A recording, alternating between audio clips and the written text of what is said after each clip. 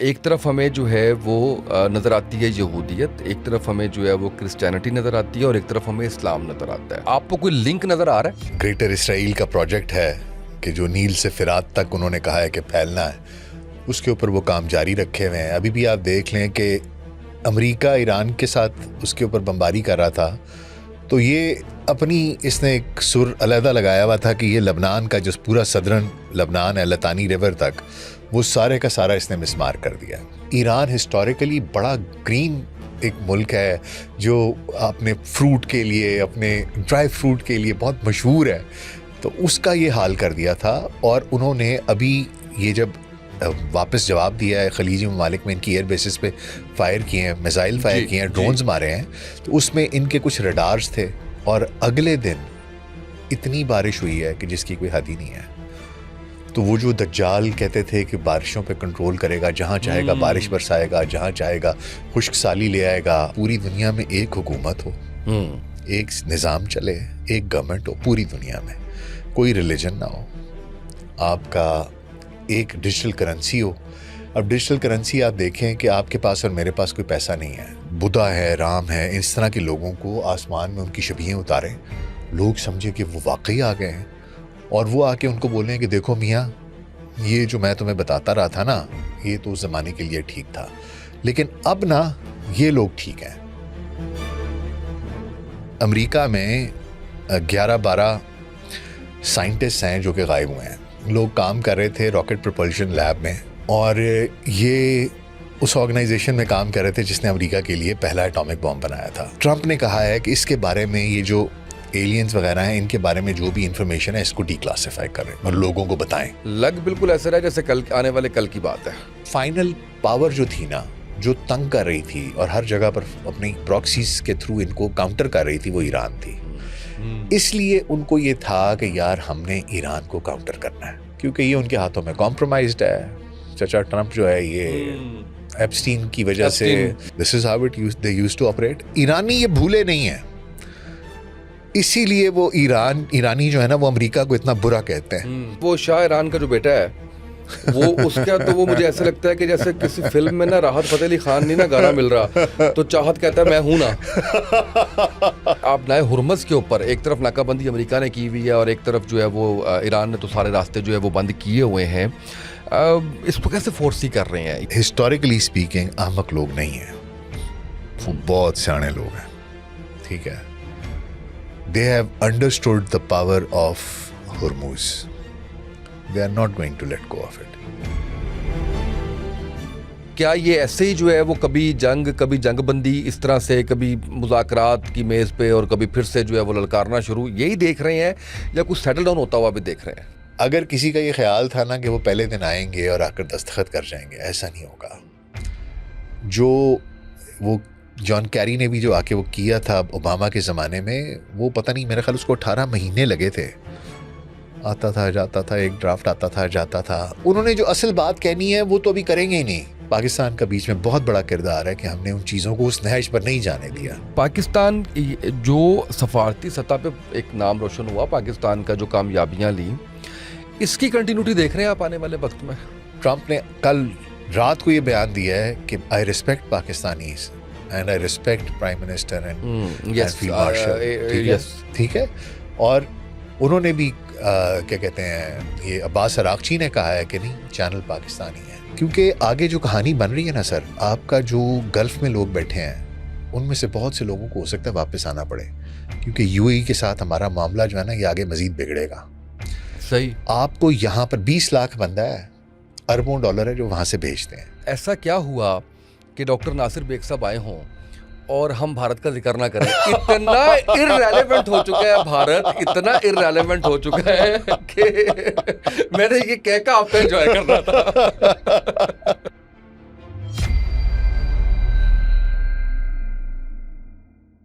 बिस्मिल्लाहिर्रहमानिर्रहीम, अस्सलामु अलैकुम। आप देख रहे हैं उसामा ये पॉडकास्ट। मैं उसामा आपकी खिदमत में हाजिर हूँ। मेरे साथ मेरे बड़े प्यारे भाई डॉक्टर नासिर बेग साहब मौजूद हैं। डॉक्टर नासिर बेग साहब के साथ मैंने यूथ पाकिस्तान के लिए भी रिकॉर्ड कर लिया, करंट अफेयर्स पे सुकून डिजिटल के लिए भी रिकॉर्ड कर लिया, फाउंडेशन में भी हमने दावत दी नासिर भाई को। मैंने कहा अब उसामा ये पॉडकास्ट के लिए भी कर लिया जाए। तो करंट अफेयर्स के हवाले से चले बेहतरी ये भी आ गई कि सिचुएशन जो है वो काफ़ी हद तक उसमें आप कह लें कि डेवलपमेंट्स आ गई, तो उसके ऊपर हम बात कर सकते हैं। डॉक्टर साहब बहुत शुक्रिया, आप तशरीफ लाए, थैंक यू सो मच, और हर दफ़ा आने के लिए शुक्रिया। डॉक्टर साहब के अपने पेजेस जो हैं वो बड़े शानदार चल रहे हैं माशाल्लाह, और हमारे साथ कोलैबोरेशन में भी आप देख रहे होंगे, तो डॉक्टर साहब के पेजेस भी विजिट कीजिए। ऐसा कंटेंट बड़ा कम मुझे नज़र आया है पाकिस्तान में, कोई शख्स इतनी रिसर्च करके इतनी शानदार इतनी अच्छी गुफ्तगू करे जो हकीकत के बिल्कुल आप कह लीजिए कि हकीकत है वो, वरना अक्सर हम देख रहे होते हैं कि कुछ ना कुछ स्टोरी, कुछ ना कुछ ऐसी चीज़ें आ रही होती हैं। तो ज़रूर विजिट कीजिए। डॉक्टर साहब करंट सूरत हाल को देखते हुए मैं थोड़ा सा इसको रिलेट करने की कोशिश करूँगा जंगों से, एंड ऑफ टाइम से, और जो मज़ाहिब के तालिबात हैं उसके हवाले से आपको कोई लिंक नज़र आ रहा है? पहले तो उसामा भाई बहुत बहुत शुक्रिया कि आपने दावत दी। उसामा भाई बात यह है कि जो सारी की सारी निशानियां बताई जाती थीं वो तो आपको ऐसा लगता है कि जैसे रफ्ता रफ्ता ना हम एक एक कदम उसके करीब आते जा रहे हैं। मशरिक़ वुस्ता में एक टर्मोइल दिखाई देता है हमें। सबसे पहले तो शाम में एक जंग शुरू हो गई जो कि गुज़िश्ता कई साल से चल रही थी, अभी भी हालात वहाँ पर दुरुस्त नहीं हैं।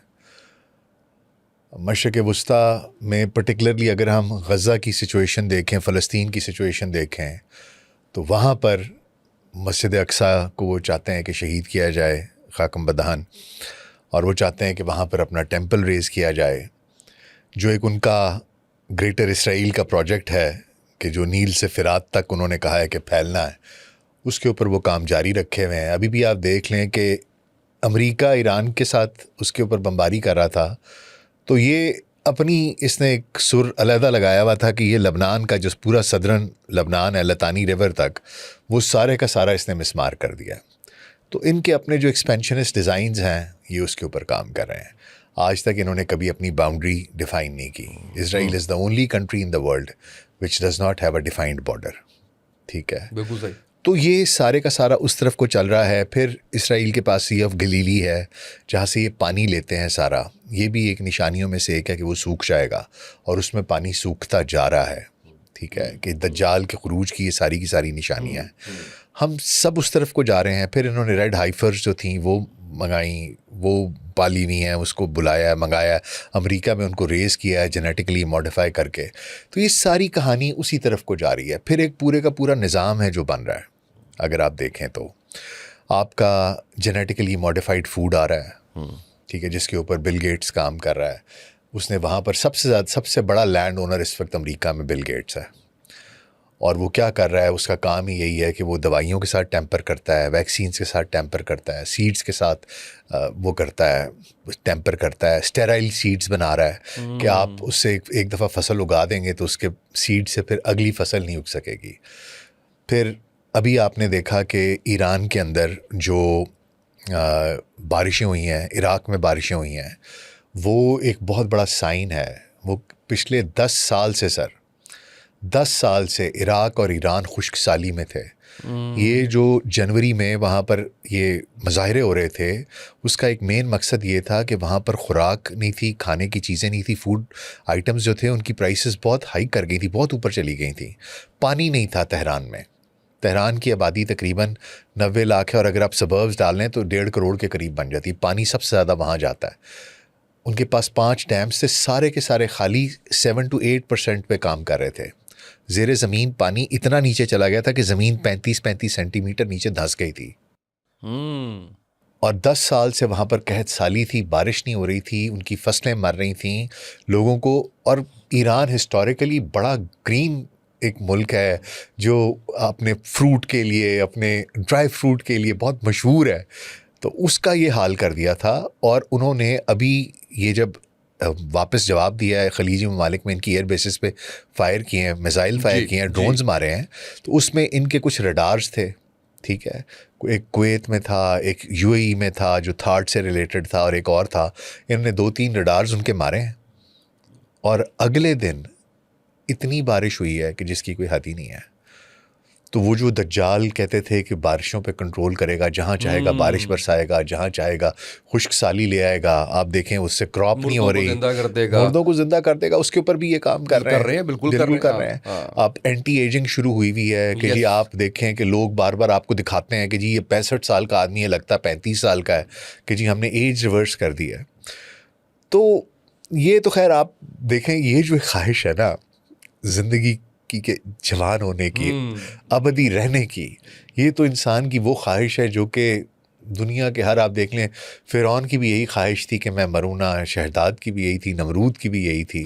वो जो हम कहानियां सुनते थे कि आब हयात की तलाश में लोग जो है वो जान से जाते हैं, वो सच है? बिल्कुल सच है। हाँ, बिल्कुल ऐसा ही है, बिल्कुल ऐसा ही है।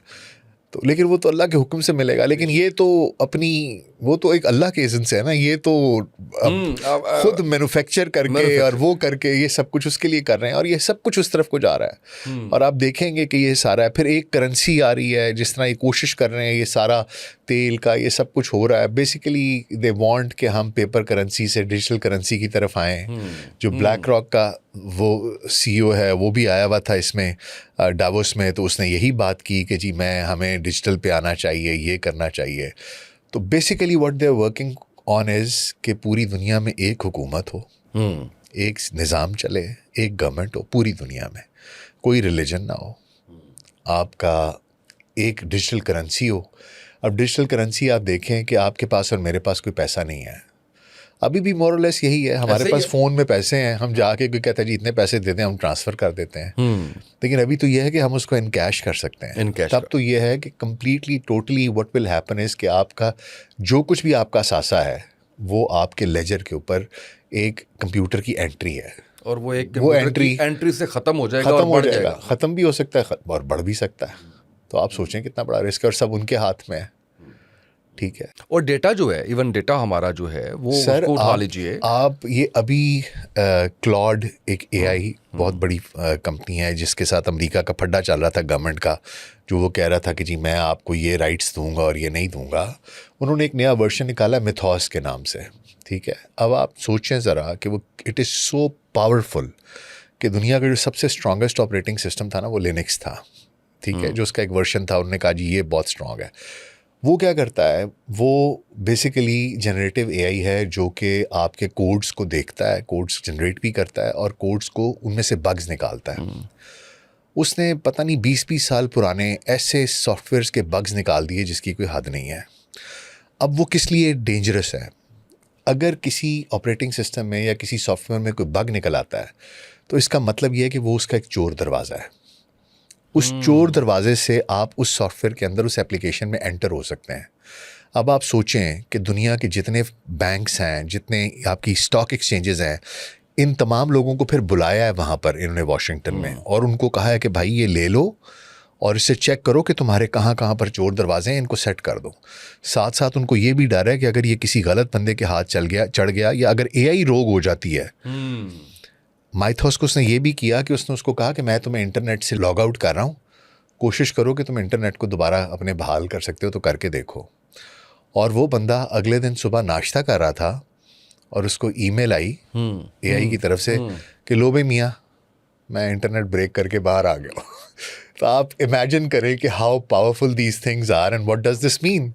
दिस मीन कि उनके पास ये ऐसा सिस्टम भी बना रहे हैं कि जो मेरी आपकी एंट्री को किसी भी वक्त डिलीट भी कर सकते हैं। आप 50 साल 60 साल लगा के कमा के मर जाएं और एक एंट्री वाइप आउट हो जाए। अच्छा, ये थोड़ा सा जैसे हम निशानियों की बात कर रहे हैं ना, तो एक तो हमारा पर्सपेक्टिव वो है जो अहादीस के अंदर आ रहा है। ज़ाहिर है कि वो आलम दीन उसको ज़्यादा बेहतर तरीके से जो है वो कर सकते हैं, लेकिन जितना हमने सुना, जितना आपकी रिसर्च है उसके मुताबिक, मेरे प्रोग्राम में आए हैदर जाफरी साहब वो कहते हैं कि आप सोचिए कि होलोग्राम टेक्नोलॉजी से अगर वो आपको आसमान से उतरते हुए जो है वो इमाम महदी अलैहिस्सलाम दिखा दें तो आपका ईमान तो खतरे में पड़ गया। उसके अंदर प्रोजेक्ट ब्लू बीम इसी का नाम है। प्रोजेक्ट ब्लू बीम जो है, what we intend to do is कि सैटेलाइट से या दूसरी टेक्नोलॉजी से वो होलोग्राम इमेजेस बनाएंगे, वो 3D इमेजेस होंगे।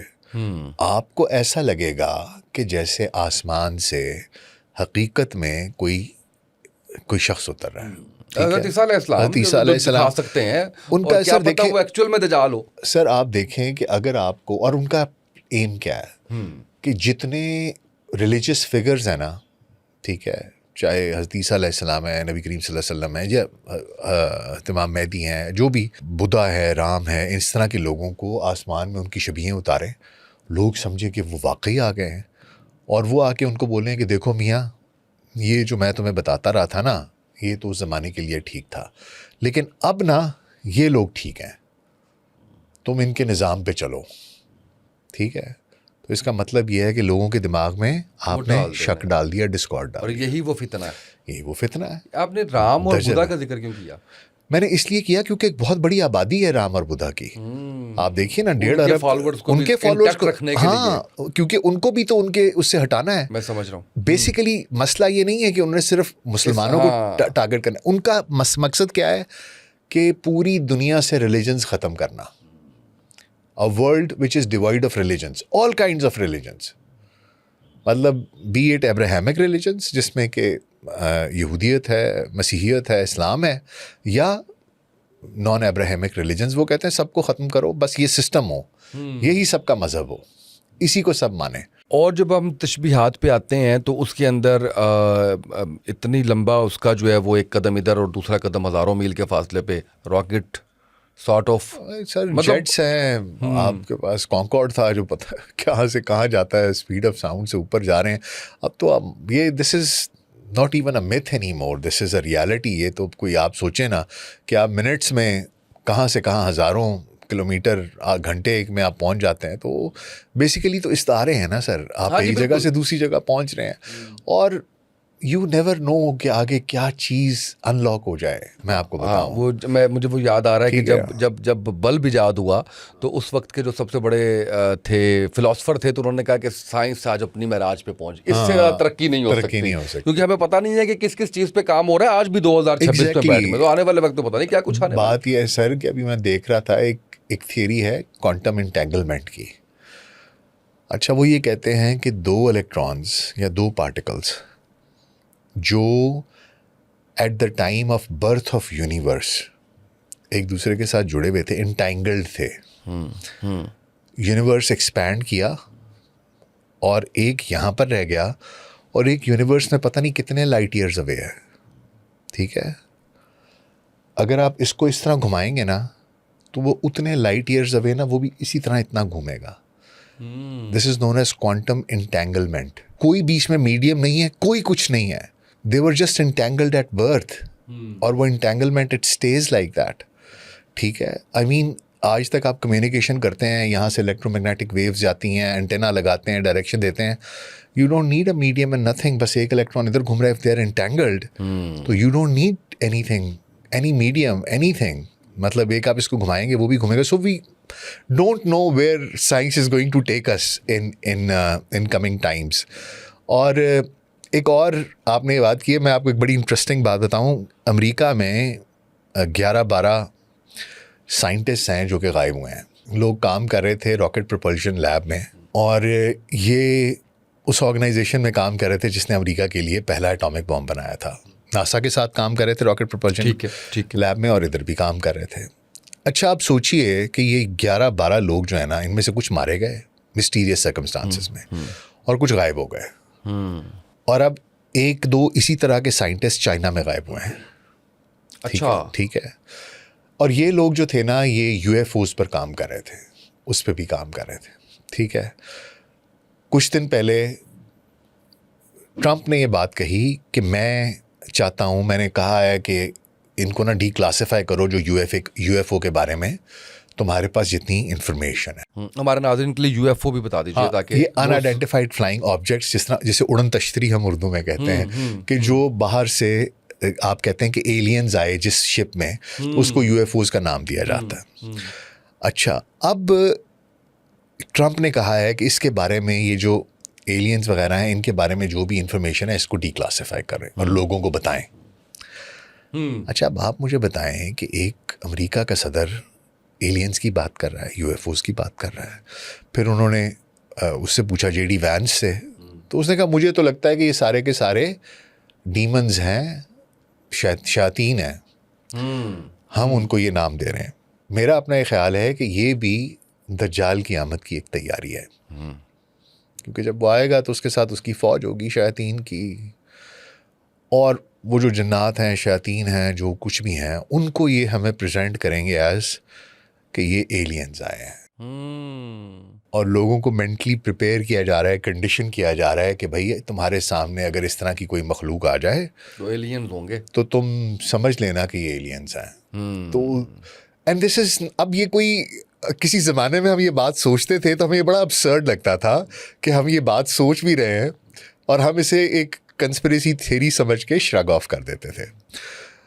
लेकिन ये जो आजकल की जेन जी है, आप देखें कि 1990 के एंड की दिहाई से ना, आप टेलीविज़न प्रोग्राम्स भी देखें ना, तो हमारे ज़माने में नाइट राइडर, एयर वुल्फ, इस तरह के ड्रामे होते थे, कॉप्स एंड रॉबर्स और डिटेक्टिव्स और इस तरह की चीज़ें। या अचानक 90s के एंड में ना आपको buffy the vampire slayer, angel, ये आपके ज़ॉम्बीज़ और एलियंस हमारे ज़माने में थे, लेकिन इतना उसको डिफरेंट तरीके से पोर्ट्रे किया जाता। लेकिन तब सारी ये सारी इस तरह की मखलूक है ना, इसके बारे में बहुत ज़्यादा बात होनी शुरू हो गई। और ये जो अब जवान नस्ल है ना आपकी, अब आप सोचें ना कि जो 90s के एंड में बच्चे थे वो अब तकरीबन 30 साल के लोग हैं।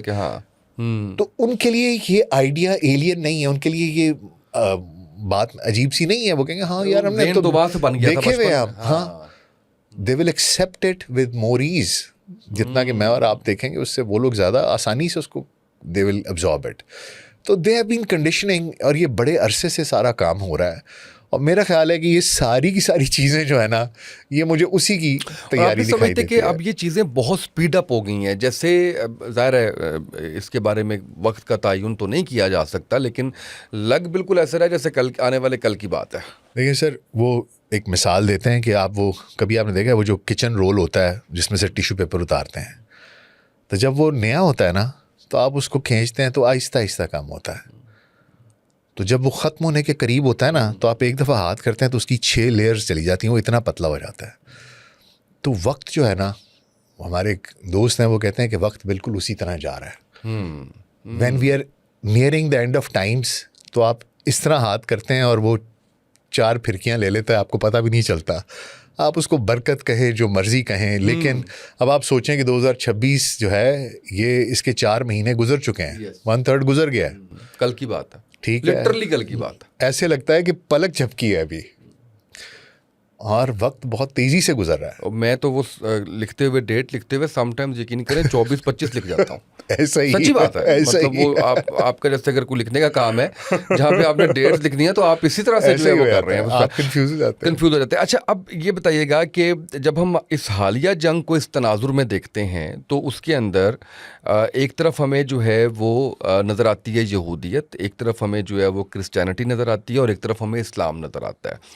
अच्छा, तीनों को अगर देखा जाए, एक तरफ दीवार गिरिया, एक तरफ जो है वो आप देख लीजिए कि मस्जिद अक्सा, और फिर अगर हम ट्रंप की बात करते हैं तो वो पादरियों को बुलवा के और वो सारा कुछ जो कर रहा है, इसके ऊपर थोड़ा सा ज़रा बताइए कि आप क्या कहेंगे। देखिए सर, जो मसीहियत में तो मैं बाद में आता हूँ, पहले यहूदियत में तो उनको वो कहते हैं कि जी हमारा मसीहा, यस, ठीक है, इसलिए कि वो कहते हैं हमारे मज़हब में था मसीहा आना है। वो ईसा को मसीहा नहीं मानते, ठीक है, क्योंकि उनको ये था कि सुलेमान के बाद हमारा जो आएगा अगला नबी, वो तो फिर उसके पास तो वो तो बादशाह होगा। तो हज़रत ईसा अलैहिस्सलाम तो बकरियां चराते थे, बढ़ई थे, इस तरह के काम करते थे, तो उन्होंने तो एक्सेप्ट ही नहीं किया उन्हें, इसलिए उनका मसीहा अभी तक नहीं आया। फिर नबी करीम सल्लल्लाहु अलैहि वसल्लम तो बनी इस्माइल में से थे, तो वो तो उन्होंने वैसे ही एक्सेप्ट नहीं करना था, वो तो इतनी प्रेजुडिस्ड कौम है। तो वो कहते हैं हमारा मसीहा अभी आना है, और वो अपने मसीहा का इंतज़ार कर रहे हैं।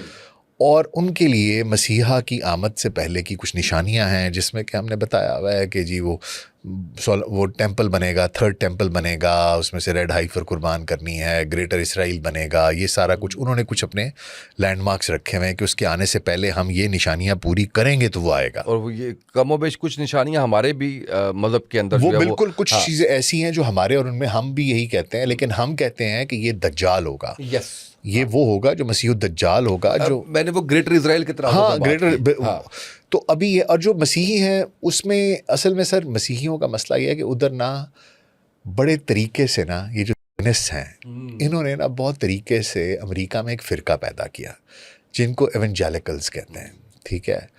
अब ये किस तरह हुआ कि एक शख्स था, उसका नाम था स्कॉफील्ड, उसको ना प्लांट किया गया, वो पादरी था, उसको ना प्लांट किया गया अमेरिका में, ठीक है, 20वीं सदी के आगाज़ में।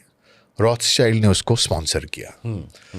उसने अमेरिका में एक बाइबल छापी जिसका नाम रखा स्कॉफील्ड्स बाइबल। उस बाइबल में, वो बाइबल तो अंग्रेजी में थी ही थी, लेकिन उसके फुटनोट में ना उसकी तशरीह थी। तो जो वो बाइबल है वो तो लिखी हुई है, जो उसकी फुटनोट में तशरीह है ना वो बहुत गुमराहकुन है, और उसमें उसने बहुत सी चीज़ें शामिल कर दी हुई हैं। जिस तरह ये जो प्रॉमिस्ड लैंड का कॉन्सेप्ट है ये भी वहीं से आता है। सही। ये कॉन्सेप्ट कि अगर तुमने यहूदियों को खफा किया तो अल्लाह को खफा किया, ठीक है, और अगर तुमने उनको मना लिया तुम उनके साथ रहो, उनकी गुलामी करो, इस तरह की कहानियां, मतलब वर्ड्स टू दिस इफेक्ट, वो उसने इस तरह की कहानी बना ली हुई है। और over the period of time उसकी इशाअत हुई बहुत ज़्यादा, क्योंकि आपको पता है रॉथस्चाइल्ड्स के पास पैसा था। उन्होंने इसको हर चर्च में भिजवाया और मेक श्योर किया कि लोग इसे पढ़ें। तो अब एवेंजेलिकल्स की एक बहुत बड़ी तादाद, ये जो आपको जितने रिपब्लिकन्स नज़र आते हैं, राइट विंगर्स, कंजर्वेटिव्स नज़र आते हैं, ये सारे के सारे एवेंजेलिकल उसी फेथ के हैं। और ये कहते हैं कि जनाब ये हम अगर इनको नहीं सपोर्ट करेंगे तो हम गुनाह करेंगे। फिर मसीहियों में ये है कि जनाब हमारा हज़रत ईसा वापस आएंगे और आकर वो हमें आसमानों पर ले जाएंगे, हम में से जो नेक अमल करने वाले हैं। वो कहते हैं कि जी हमें जो नेक अमाल करने वाले हैं हमें वो ले जाएंगे आसमानों पर, और बाकी ये जो पीछे हैं गुनाहगार, ये बाकी सारे इधर रह जाएंगे। इनको अल्लाह सुब्हानहू तआला फिर जो जिस तरह भी मामला होगा करते रहेंगे इनके साथ। ये उनका पॉइंट ऑफ व्यू है। अच्छा, जो यहूदी हैं वो ये नहीं कहते कि हम आसमान पे जन्नत पे जाएंगे, वो कहते हैं हम नाउज़ुबिल्लाह अल्लाह सुब्हानहू तआला को नीचे बुलाएंगे। उनका ये भी एक बड़ा अजीब सा कॉन्सेप्ट है, और वो तो खैर बहुत ही देर फार गॉन। हमारे मज़हब में तो बड़ा क्लियर है कि जनाब एक मसीह दज्जाल आएगा, वो फितना होगा, वो दजल करेगा, वो झूठ बोलेगा, वो सच को झूठ और झूठ को सच दिखाएगा, ठीक है। उसके एक हाथ में आग और एक हाथ में पानी होगा, वो पानी आग और आग पानी होगा, जन्नत और दोज़ख दिखाएगा, मार के ज़िंदा कर लेगा, फिर वो जहाँ चाहेगा बारिश बरसाएगा, जहाँ चाहेगा खुशकसाली पैदा कर देगा, रिज़्क रोक लेगा। अब आप सोचें कि हम जिस तरीके से जा रहे हैं ना, हम सिर्फ उसी तरफ को जा रहे हैं। यस। और ये तीनों मज़ाहिब अपने अपने लिहाज से, हम तीनों को पता है कि we are heading towards the end of times. वो अपने मसीहा के बारे में सोच रहे हैं, ये वो कह रहे हैं कि हज़रत ईसा वापस आएंगे, और हमें पता है कि ये दज्जाल के आने का वक्त है, और हज़रत इमाम मेहदी के भी ज़हूर का वक्त। और ये सारी चीज़ें आ रही हैं। जंग के तनाजुर में आपने बात की, तो जंग सर ये है कि देखें इन्होंने नील से फिरात तक कहानी करनी है, ग्रेटर इसराइल बनाना है, और वो बनना है, वो बिल्कुल बनना है सर। वो तो कहा हुआ है, अब हुक्म है तो वो तो होगा ही होगा।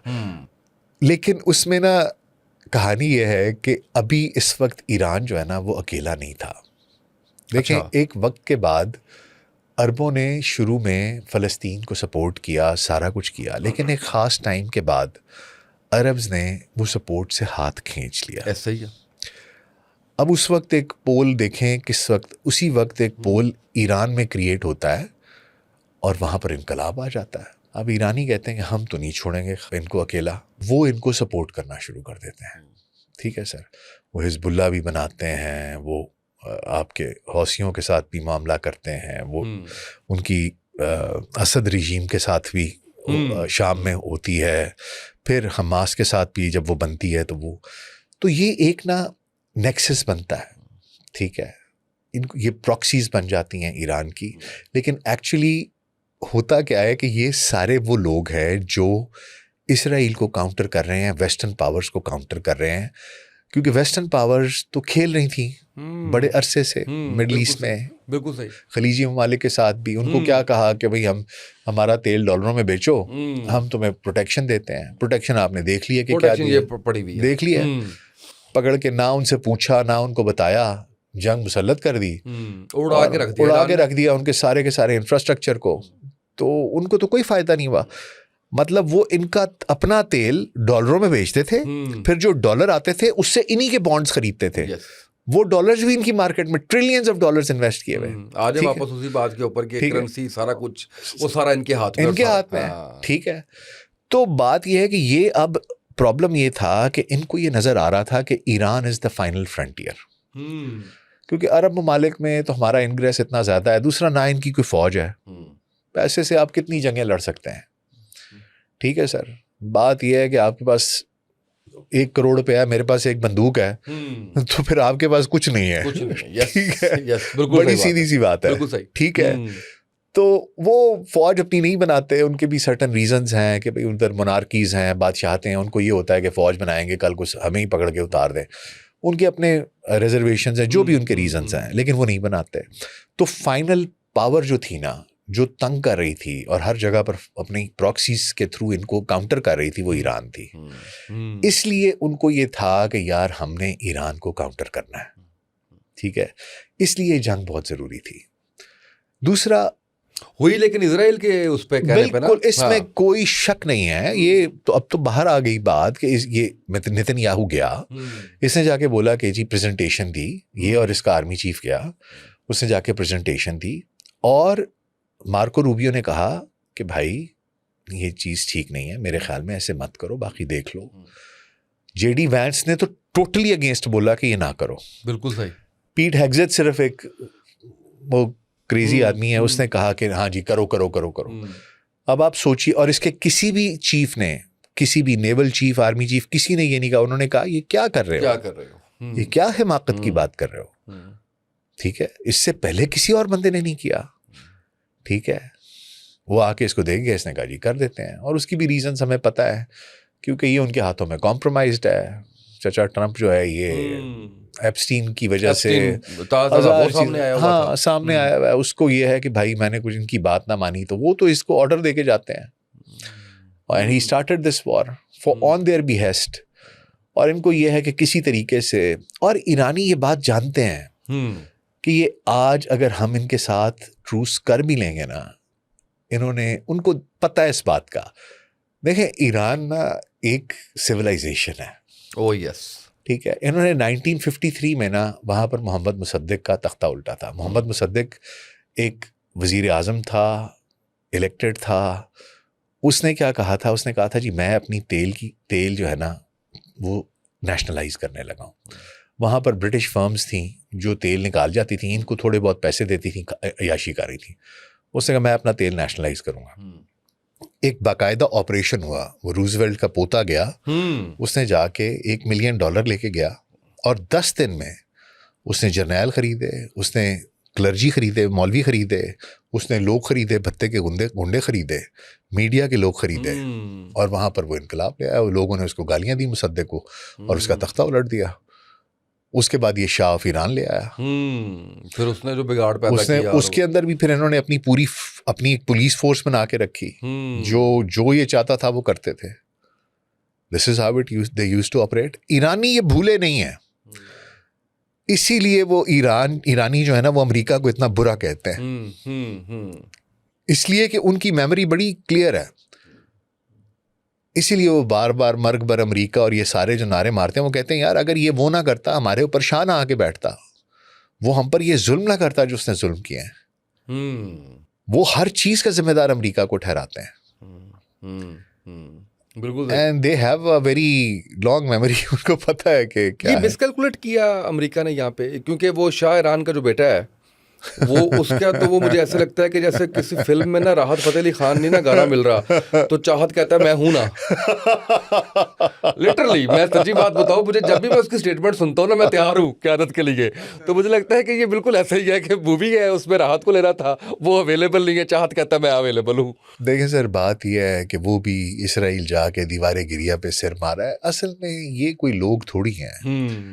देखिए सर, इस तरह आप लीडर पैराशूट से नहीं आते, लीडर जमीन से होगा। और ये जो अभी की क़यादत है वो 79 से लेके आज के दिन तक देखें तो सही कि जो उनकी कुर्बानियाँ और इस जंग के अंदर कुर्बानियाँ, मतलब उससे तो इनकार नहीं किया जा सकता ना। आप कैसे खड़े हुए, मतलब आयतुल्लाह अली खामनाई को देख लें, आप लाराजानी को देख लें, आप बाकी लोगों को देख लें, यार शहादतें ही शहादतें हैं। शहादतें ही शहादतें हैं। अच्छा, ये जो अभी अब इस पे आप नाए हुरमज़ के ऊपर एक तरफ नाकाबंदी अमेरिका ने की हुई है और एक तरफ जो है वो ईरान ने तो सारे रास्ते जो है वो बंद किए हुए हैं, इसको कैसे फोर्सी कर रहे हैं? ये एक तो बता दिया ईरान ने कि ये अब नाए हुरमज़ हमारी है, हमारा कब्जा है इस पे, ये तो उन्होंने बड़ा क्लियर कर दिया। जिसको धमकी समझा जाता था अमेरिका की तरफ से वो उन्होंने बता दिया। आने वाले वक्त में आप देखते रहे कि बड़ा मुश्किल हो जाएगा दुनिया की इकोनॉमी को लेके, इस मामले को लेके, चाइना के लिए, बाकी ममालिक के लिए, या सॉर्ट आउट होता हुआ नजर आ रहा है आपको? ईरान को ना ये बात पता चल गई है कि हमारे पास एक ये बहुत बड़ी लेवरेज है। अब ईरानी हिस्टोरिकली स्पीकिंग अहमक लोग नहीं है, वो बहुत सियाने लोग हैं, ठीक है। They have understood the power of Hormuz. They are not going to let go of it. They will fight for it. वो इस तरीके से इसको नहीं जाने देंगे। वो न्यूक्लियर जाने दे तो जाने दे, हुरमुज को नहीं जाने देंगे। टैक्स भी लगाएंगे। टैक्स भी लगाएंगे। देखें, जो वहाँ पर तबाही हुई है वो एक फार्मूला बना के पेश करेंगे ना कि जी आपने हमारे इतने 100 बिलियन का नुकसान कर दिया है, आप पूरा करें। अच्छा, आप नहीं कर सकते तो फिर हमें यहाँ पर ये इस पर टैक्स लगाने दें, हम तो लगाएंगे, ये तो हमारी जगह है। देखिए, अरागची पिछले दिनों आए, वो ओमान गए थे। उन्होंने ओमान के साथ ना उनको बताया कि भाई इस तरीके से हम करेंगे, इतना परसेंटेज तुम रखना, इतने हम रखेंगे, एतमाद में लिया। तो ये तो या तुम्हारी है या हमारी है, और तो कोई बनता नहीं है।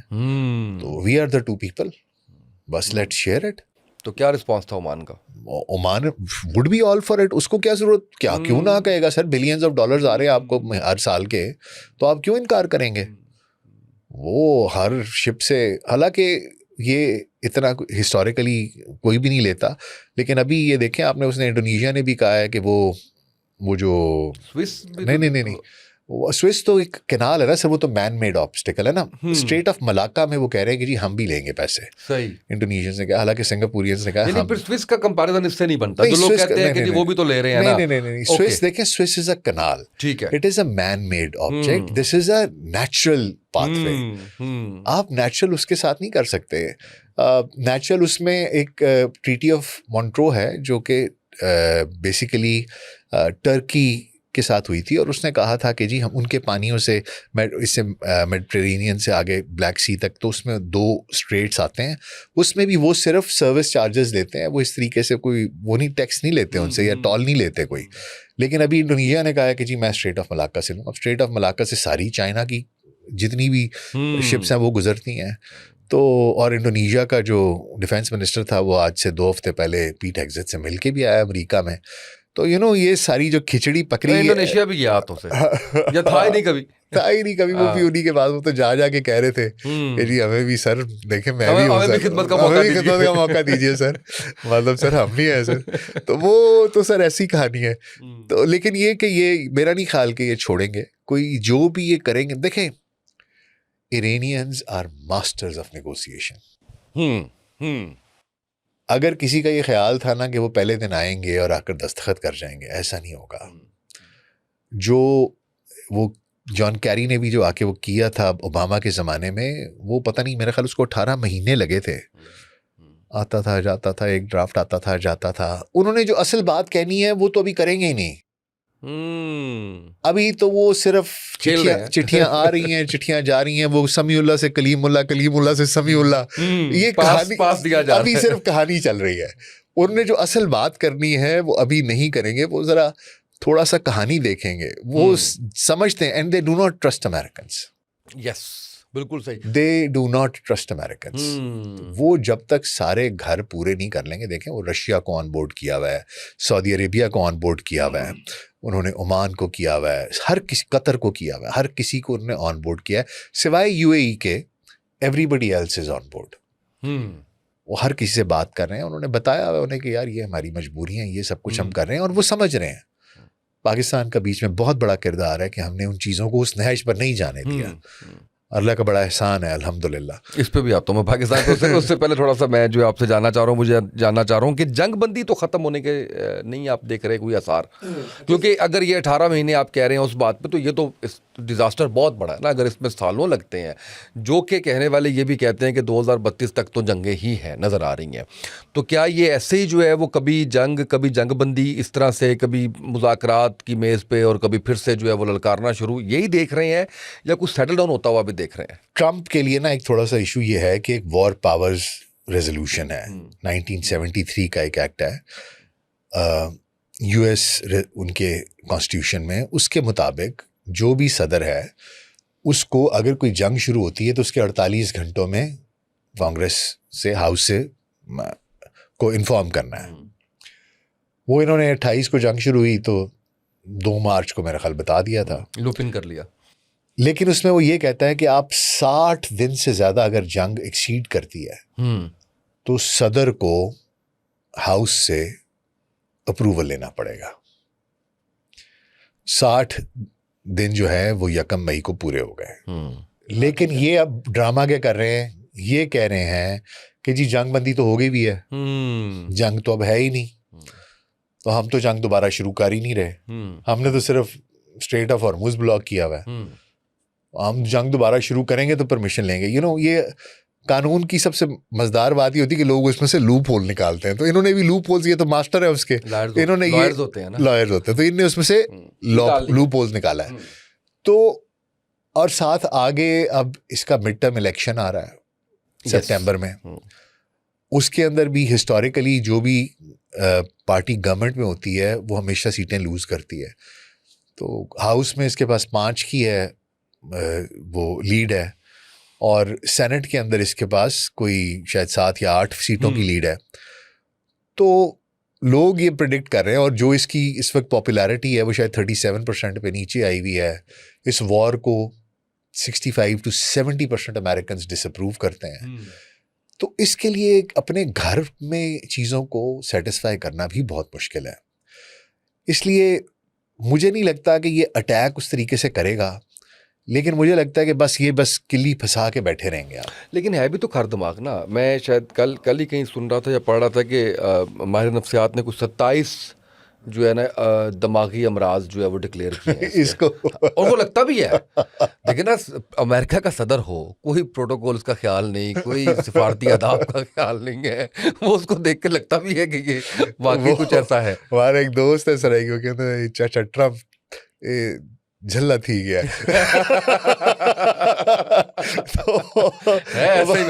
तो वो ना गाल ठीक है ना। तो बात ये है सर कि ये मेरा अपना ये ख्याल है कि ये ना उस तरह से जंग की तरफ नहीं आएगा, शायद ना आए, मुझे लगता नहीं, क्योंकि इसको ना फिर उधर पेचीदगियां आएंगी, रिबटल बढ़े। हाँ, रिबटल बहुत ज्यादा है, लेकिन ये कि ये फंसा के रखेगा। चाइना के दौरे को भी तो जरा बताइए ना, कि वो भी तो उसके भी तो उसको खौफ है ना। चाइना ने पहले भी, चाइना ने कहा है कि हमारे पास मत आना, इस हालात में मत आओ हमारे पास। ऐसा नहीं कि ठीक है, उन्होंने कहा इन हालात में मत आओ हमारे पास आना है तो तब आओ, बिकॉज इसका मतलब ये होगा, ये इंप्रेशन देंगे कि हम इंडोर्स कर रहे हैं उसको, तो हम नहीं चाहते कि हम इसको इंडोर्स करें। हो सकता है कि वो डिले हो जाए। चाइना विड नॉट लाइक कि यहाँ पर आए जिस वक्त इसने उनको सीज किया हुआ है, ब्लॉकेड्स लगाए हुए हैं। May be they further delay it, वो पेंड कर लें इसको। और क्योंकि अगर ये गया भी वहाँ पर चाइना में, तो जिस तरह की इसकी, देखें चाइना अपनी गेम खेल रहा है। चाइना के लिए प्रॉब्लम ज़रूर है कि यहाँ पर ऑयल का मसला हो रहा है, कीमतें ऊपर जा रही हैं, उसकी इंडस्ट्री सारी हर चीज़ की कॉस्ट ऊपर जा रही है, उसके लिए भी प्रॉब्लम है। और वो चाह रहा है कि किसी तरीके से, और वो ईरान को भी कह रहा है कि यार चीज़ों को सेटल कर लो। लेकिन ईरानी ये कहते हैं कि यार हम ठंडा करके खाने के आदी हैं, हम गरम गरम नहीं खाते हैं। हम मतलब जितनी तबाही वहाँ पे हुई है उतना तो दुनिया का कोई मुल्क भी नहीं देखा ना, उसका तो 10% भी किसी ने फेस नहीं किया। तो वो कहते हैं कि यार हम आराम से करेंगे, हम इनको ट्रस्ट नहीं करते। और वो जाहिर बात है, उनकी गुड जजमेंट जो भी है या जो भी है वहाँ पर भी IRGC है। अगर ये पागल है तो वो सवा पागल है। वो कहते हैं आओ, वो तो मौत को भी कुछ नहीं समझते। बिल्कुल ऐसी वो तो कहते हैं आओ, ईमान का हिस्सा जी हमारा है। वो कहते हैं कि जी हमें तो शहादत अल्हम्दुलिल्लाह, और क्या चाहिए। बिल्कुल सही है। हाँ, इस तरीके की कहानी है। अच्छा, मुझे ये बताएगा कि अभी पाकिस्तान की आपने बात की ना, पाकिस्तान जो सफारती सतह पे एक नाम रोशन हुआ, पाकिस्तान का जो कामयाबियां ली, इसकी कंटिन्यूटी देख रहे हैं आप आने वाले वक्त में? देखें सर, और क्या, सॉरी, आपकी क्योंकि रिसर्च बड़ी तगड़ी होती है, बड़ा मैं ब्लंट सवाल आपसे पूछ रहा हूँ, ये तुक्का था या वाकई हमने इतनी मेहनत की? नहीं सर, मेहनत की हमने, इसमें कोई शक नहीं है। लेकिन सर बात यह है कि तुक्के ना लग भी जाते हैं, ऐसी बातों पर नहीं लगते, लेकिन इतना मुश्किल काम तुक्के और से ये नहीं दो होता। धारी तलवार थी जिसमें से निकले हैं हम, जिसमें सऊदीया, ईरान, अमेरिका, हम तीनों के साथ ही अच्छे हैं। और आप देखें कि ट्रम्प भी, जैसे हम कह रहे हैं कि पागल आदमी है, IRGC की हर किसी पे एतबार नहीं करते, वो तो किसी पे भी एतबार नहीं करते, ठीक है।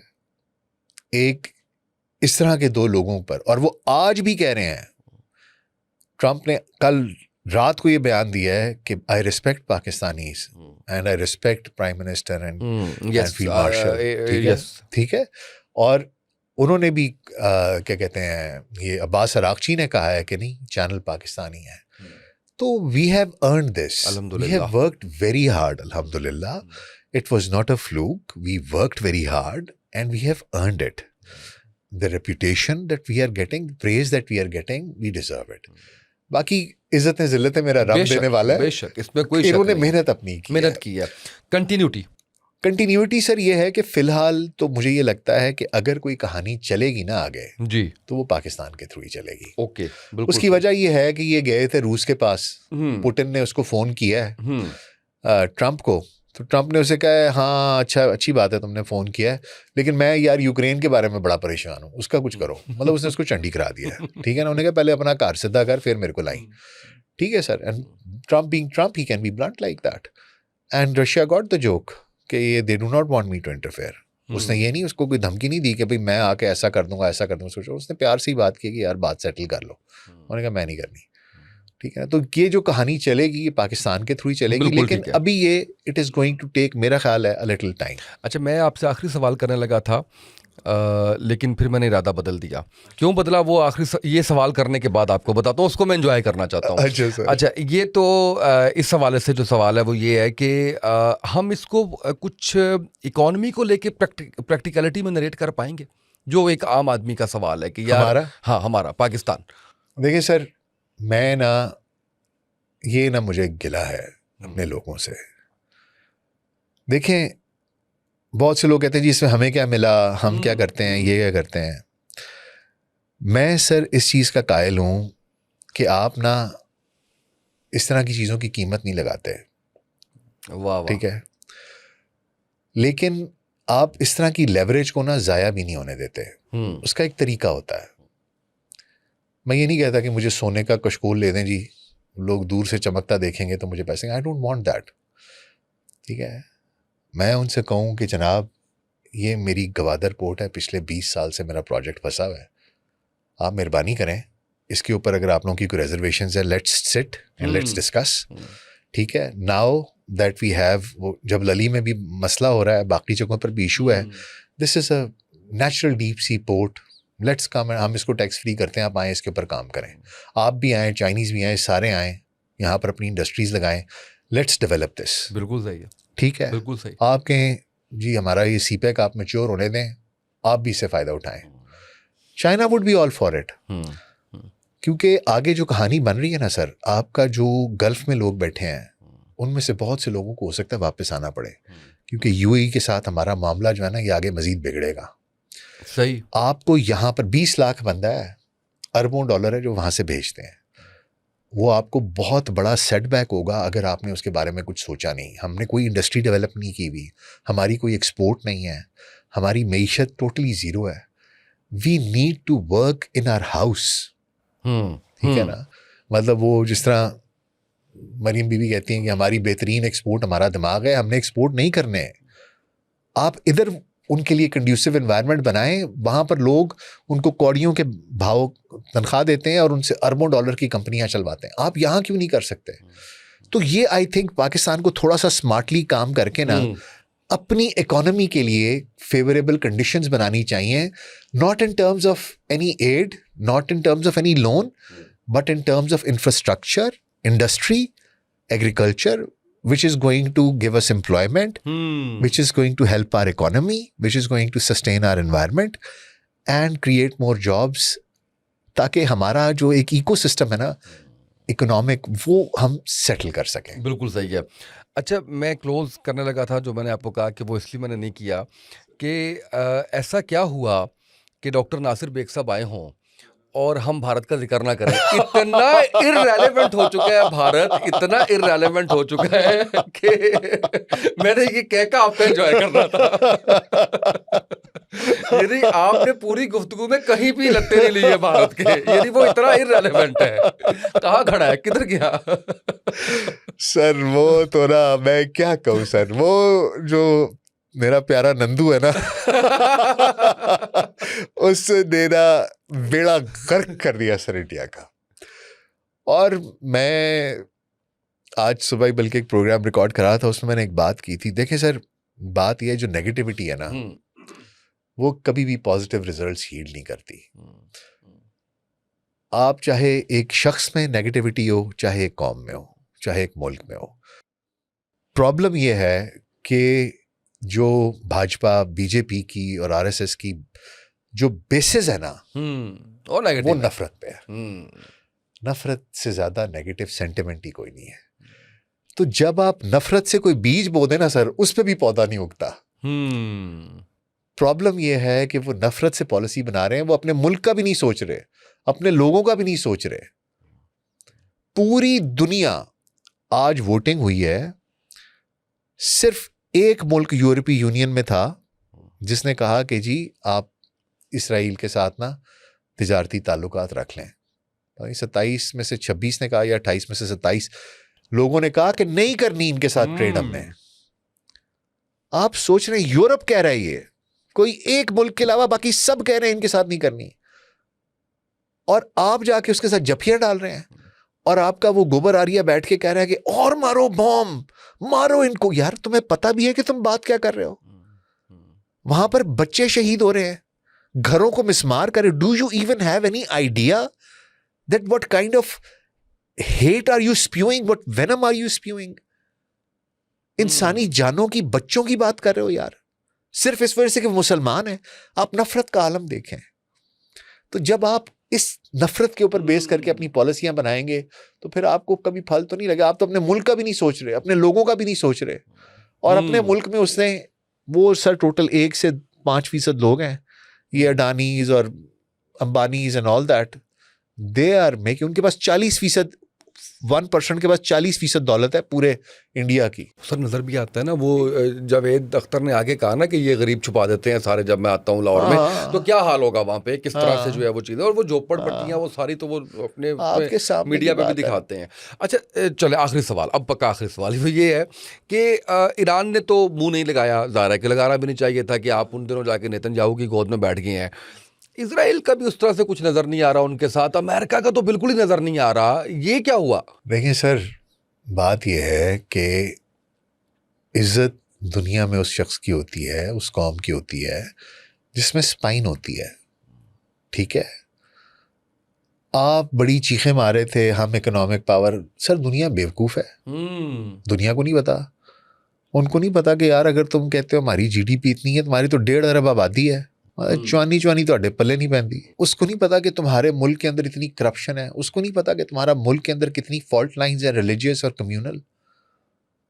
एवरीबडी इज सीइंग और एज अ कंट्री बिहेवियर भी कैसा है कि सबसे पंगे, सबसे लड़ाइयाँ। और सर बात ये है कि लोगों ने, देखें सर, बात ये होती है कि आप, इन्होंने उनको साथ बिठाया, गोरों ने इनको 2 दिन के लिए, ये समझे हम गोरे बन गए हैं। ठीक है सर, मतलब इस तरह तो नहीं होता ना, नहीं होता, बिल्कुल सही है, ऐसे हुआ नहीं करता। बिल्कुल सही है, 10 मई भी आने वाली है, अल्लाह ख्याल रखे डॉक्टर साहब। सर वो तो ट्रिगर था ना, देखिए सर, उसके देखिए वो ना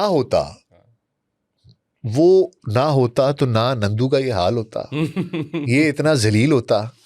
वो हुआ तो अल्लाह ने इनके नसीब में जिल्लतें और हमारे नसीब में इज्जत है। अल्हम्दुलिल्लाह, और उसके लिए सजदा शुक्र अदा किया जाए। बेशक, इसमें कोई शक नहीं। बहुत शुक्रिया डॉक्टर साहब, थैंक यू सो मच। नाज़रीन, आपने गुफ्तगू सुनी है और बहुत ही मैंने भी बहुत कुछ सीखा है। बड़ी चीज़ें ऐसी जो कि आप कह लीजिए कि हकीकत है, नहीं उस तरह से बात होती, रिसर्च बेस्ड बात नहीं होती, और फिर एनालिसिस इतना अच्छा है डॉक्टर साहब का। मुझे उम्मीद है कि आपने भी बहुत कुछ सीखा होगा आज के इससे, और बहुत ज़्यादा आपको अवेयरनेस मिली होगी कि हो क्या रहा है एक्चुअल में। आज के इस पॉडकास्ट से इतना ही, इजाज़त दीजिए, अल्लाह हाफिज़।